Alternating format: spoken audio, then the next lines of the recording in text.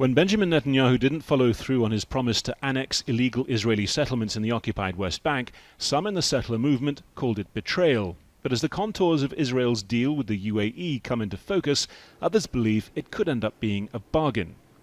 Anna MELLER has farmed herbs and dates since coming to the Jordan Valley in 1985.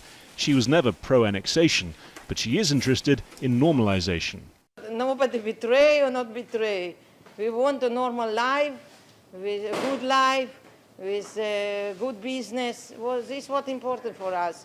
And if we have peace and quiet relationship, then we have a good business.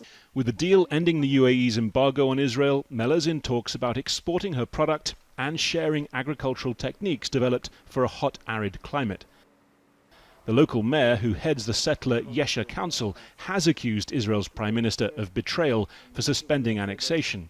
But even he says in some ways it's been a win for avoiding any commitment to a Palestinian state and for the prospect of formalizing a hidden trading relationship. We sent to Arab countries, especially dates, but without marking that, without label the product as an Israeli product. That already happens. It already happens. Now we will do it with the labeling of the Jordan Valley. For the Palestinians appealing to members of the Arab League this week, the deal remains a reward for entrenching the occupation. We stopped annexation with our brave position along with everyone who rejected this policy. But we know that Israel has decided to move from overt annexation to quiet, gradual annexation. After a rare 6-month pause, a new round of thousands of settler home approvals is expected next week. Work continues on infrastructure projects, linking settlements around Jerusalem and blocking the prospects of a joined-up Palestinian state.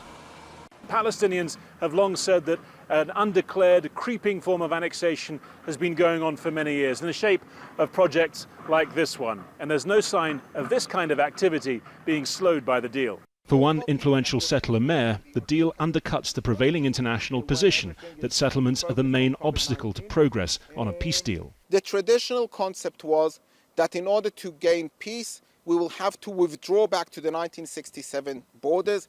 The settlements, the towns, the cities that have been built in Judea and Samaria will have to be evacuated and demolished. Those issues are already not on the table, they're not mentioned, and we're going forward.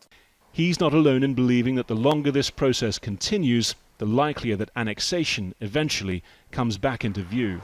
Harry Fawcett, Al Jazeera, in the occupied West Bank.